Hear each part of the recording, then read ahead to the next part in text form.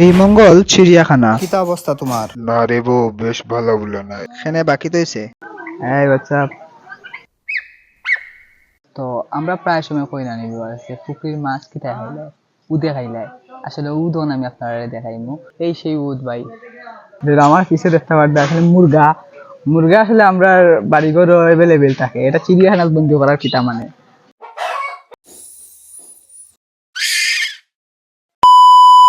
So hey গিজ আসসালামু আলাইকুম, welcome to my another blog. আপনারা দেখারা ইমন সুয়ে আবারও আইছি নতুন একটা ভিডিও লই। আজকের ভিডিওটা হইল শ্রীমঙ্গলের চিড়িয়াখানা। ছোট বড় বুড়া জোয়ান সব বড় পশু পাখি দেখতে ভালো লাগে।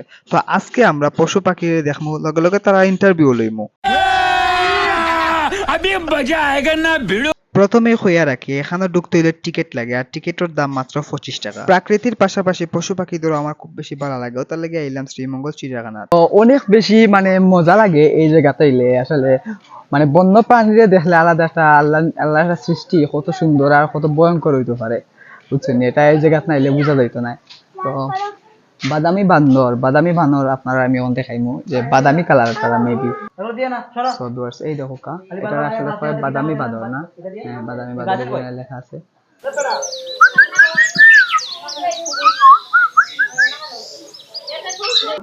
এটা আসলে বাল্লুক ভিউয়ার্স, এই দেখো কা মানে এ কিতা করে প্রকৃতি সেয়া যেমন হারে ডাকে।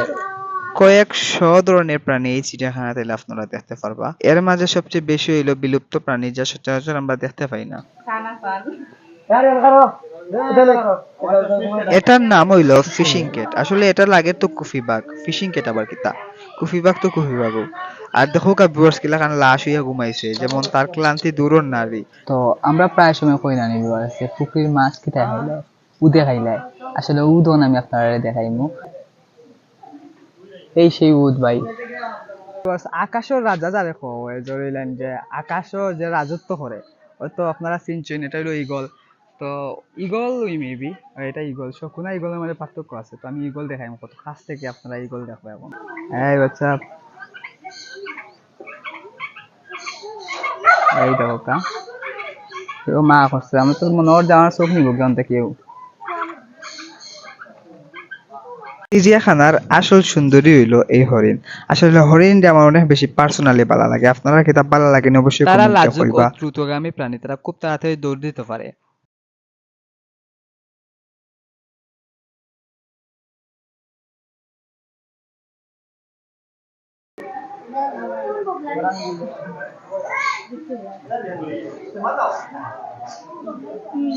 এটা হলো শকুন ভিউয়ার্স, যে একটা সাফল্যকে সবসময় অল টাইম যুদ্ধ করে।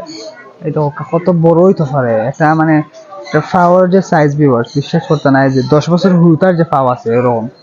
এই ওকা একটা হার মেবি গাছ।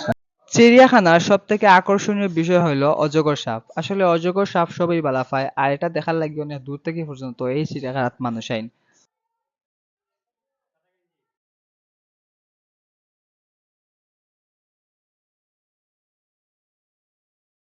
যদি আমার এই ব্লগটা ভালো লাগে থাকে তাইলে অবশ্যই লাইক কমেন্ট করবা, কারণ আপনারা যদি আমার উৎসাহিত না করেন তাহলে আমি উৎসাহিত হইতাম না। আর নতুন নতুন ব্লগ লইয়া আবারও আপনারা সামনে আমি হাজির হইব ইনশাআল্লাহ। তো ভিউয়ার্স, আপনারা যতটুকু পারি এই চিড়িয়াখানাটা দেখাইলাম, কিলা লাগছে অবশ্যই কমেন্টে জানাইবা আমার ভিডিওটা। আর কোন প্রাণীটা আপনার কাছে সবথেকে বেশি ভয়ঙ্কর লাগছে, মানে মানে ভয়ঙ্কর প্রাণী কোনটা বেশি লাগছে এটাও আমার কমেন্টে করবা।